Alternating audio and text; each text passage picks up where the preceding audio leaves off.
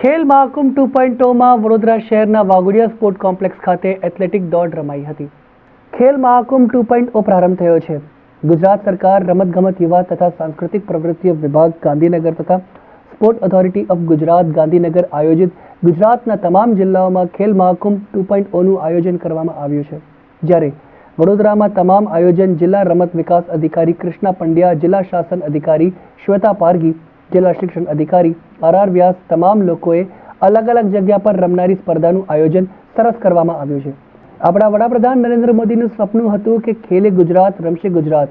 જ્યારે આજરોજ Waghodia sports complex ખાતે એથ્લેટ્સમાં મોટી સંખ્યામાં સ્કૂલના બાળકોએ ખેલ મહાકુંભમાં ભાગ લીધો હતો.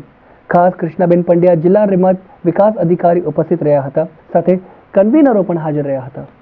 आज खेल महाकुंभ की एथलेटिक्स जोन लेवल की वडोदरा जिला में हो रही है कंपटीशन, जिसमें भाइयों ने अंडर 9, अंडर 11, अंडर 14 और ओपन एज ग्रुप के बॉयज़ पार्ट ले रहे हैं.